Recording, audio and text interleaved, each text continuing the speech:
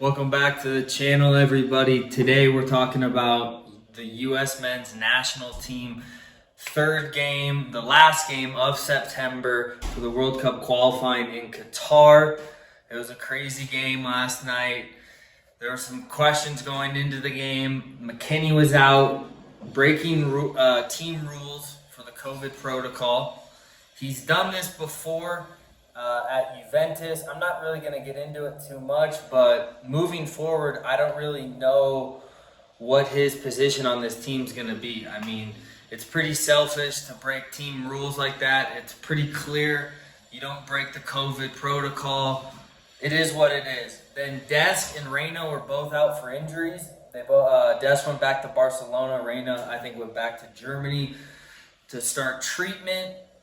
And to be honest, Greg Berhalter, to some people, was on the hot seat going into this game. The U.S., keep in mind, only had 2 points. We had 2 ties coming into this game. We currently weren't qualifying for the World Cup, so closing out September, I think a lot of people wanted 3 points. And to start this game, if you look at the starting 11, you kind of scratch your head and you're like, okay, what's going on here? And it showed. As the U.S. went down 1-0 in the first half, I think a lot of people were getting antsy. They were getting irritated, and at halftime, Berhalter made a lot of good subs. We'll get into that soon, but the U.S. came from behind and won 4-1. So in this video, guys, I'm going to break down each player's performance like I usually do. Let's start it off with Matt Turner. I'd give him a B minus. The one goal that they scored, I don't think you could blame him. It was the defender's fault for the most part, not really tracking their guy, ball watching. So it is what it is. The left back from Atlanta, George Bello, I honestly wasn't impressed. I don't watch much MLS, guys, to be honest. I'd seen a little bit of George Bello going into this. Just kind of trying to get an idea of what his style of play was, but to be honest, I'm not going to say the goal was completely his fault, but the defense looked shaky in that first half. Okay, we go to Mark Mckenzie. He got the start last night. A lot of people hadn't heard of him coming into this game, along with Bello, but I thought Mckenzie did well. I thought he did well for the majority of the game. At first, like all the other guys, he was a little bit shaky, but overall, I thought he had a decent performance. I'd give him a C+ for his first cap in these World Cup qualifying matches. And then John Brooks, he got taken out at halftime, which is rare for a center back. I had mentioned in my previous video when I talked about the U.S. versus Canada game, I thought he showed not much pace. I thought he showed, mediocre passing, and was probably our worst defender of that game. So I don't know what his deal is. On paper, he was supposed to be one of our best defenders. He's been in the Bundesliga, so I don't know. Moving forward, maybe he figures it out. Maybe he doesn't get the starting spot. I don't know what's going to happen with Brooks, but he hasn't been good lately. Then it's Miles Robinson, and he's been pretty solid for this team, to be honest. I think he showed that he has what it takes to be a part of this starting 4-back line. Moving forward, I think we see a lot of Miles Robinson. He's pretty solid. You know what you get from him. Moving on to the midfield, Tyler Adams, I've said in the previous 2 games, he was very good defensively, in my opinion. He tracks back. He wins balls that are needed. He completes the passes that he needs to. And, he's a staple for this team's midfield moving forward. He's played in all 3 games for this qualifying in September. So I think moving forward, you're going to keep seeing Tyler Adams in there. James Sands, that was another guy I hadn't heard of before this game, to be completely honest. No disrespect to him, but I thought he was average. I'd give him a C.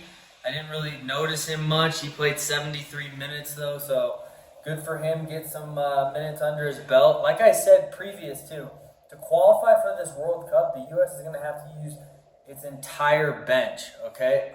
All the guys on this roster are going to have to play. So James Sands 73 minutes, decent shift. I give him a C. Not horrible, but I think he can do better. Then Kellen Acosta, he's now played in every single game for the U.S. men's national team.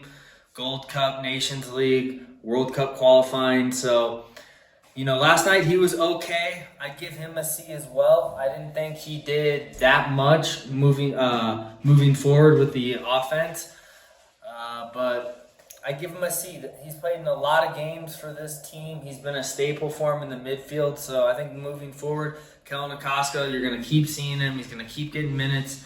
I think he needs to be a little better, though, going forward. Defensively, he's pretty good for us, but I think he could add a little bit more offensively.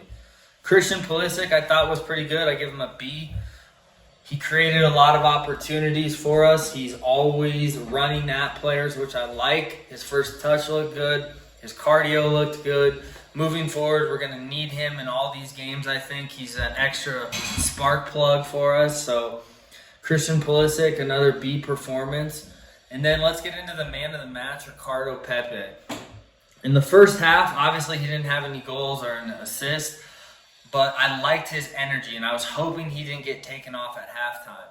I thought it was a great move by Greg to keep him in the whole game and really show what he can do as a forward. It's tough if you only get 45 minutes or 50 minutes or 60 minutes. It's tough to show what you can really do. So Ricardo Pepe, I give him an A performance. He had a goal, 2 assists, and he really showed that he could possibly be this team's number 9.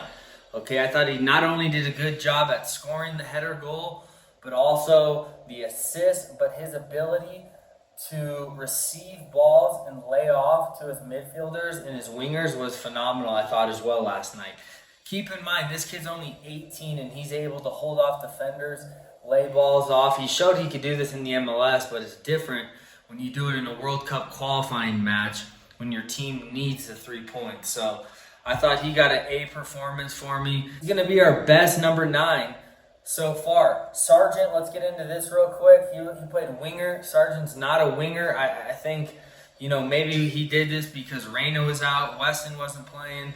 But I don't know. Sargent, for me, it's either he's number 9 or he's not playing. So I don't think you can put him on the wing. He showed that last night. Nothing against Sargent, but he's not a winger. So I don't know.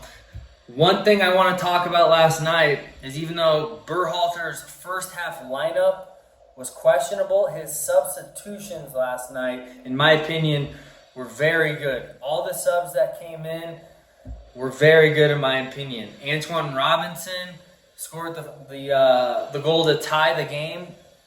Great spark plug off the bench for this team, playing left back. I think moving forward, he's in the starting lineup every game. He showed he can be that spark plug off the bench that this team needs, but not just off the bench, in the starting lineup. He plays for Fulham, and I think this kid's going to be our left back for a while. Then we go into Brendan Aronson, got another goal. That's 2 goals in a row. I think moving forward, he's also probably going to be in the starting lineup for most of these games. Every time he's played, he's done well. He's taking opportunities of the playing time he's getting right now. I don't know if he'd get this much playing time if Reyna and Mckenzie were out, but shout out to Aronson, 2 goals in 2 games. And then Sebastian Lletget, who's been getting a lot of slack lately. I don't know why, but I thought he was good. I'd give him a B. He came off the bench. He connected passes. He got crosses in. I thought he was good. Moving forward, they're going to need Lletget as well, a lot. And he could be in some of these games as a starter and some of these games as a sub. But they're going to need him moving forward. Deandre Yeldon, I thought Deandre Yeldon was good. He came off the bench as well. I talked about in my previous videos how he needed to get services in for this team to be successful while he plays. And he did last night and got an assist. So shout out to Yeldon. I thought he did a pretty good job off the bench. I give him a B performance as well. So moving forward, I think this team is in a good position. Granted, they only have 5 points right now, but they're sitting well in the table. And I think they showed that everybody can come off the bench, do something. So I'm excited to see what's going to happen in October, what's going to happen with Weston McKennie. Who knows if he's permanently off this team? Who knows if he gets a redemption from Berhalter? But Berhalter needed that win last night, according to some people. I didn't think he did, just based off what he's done this summer in the Nations League and the Gold Cup. But some people were saying if he lost last night, he might get fired. So I'm glad to see they got the W last night. He's obviously going to keep his job. But this team has some question marks going forward, with the main one being who's going to be the center back for this team. I don't know. I think one player that solidified it for sure was Miles Robinson. I think he solidified he's going to get a spot as a starter, as a center back. After that, I don't know who it's going to be. Is it going to be Tim Ream? Is it going to be John Brooks? I don't know who it's going to be next to Miles Robinson. But I think other than that, one positive from this game was obviously finding our number 9. Keep in mind, guys, this kid had an opportunity to play for Mexico as well, and he decided to come to the U.S. men's national team. I think moving forward, though, the number 9 spot belongs to this kid. If he keeps these performances up, I think it's obvious he's going to get this spot. He's only 18, so I'm excited to see what he does moving forward. Guys, I'm also going to make a video in between these games talking about how I got my National C coaching license for the U.S. Soccer Federation. If you didn't know, they have a list. It's like a pyramid, pretty much, I should say, of licenses. It's A, B, C, D, E.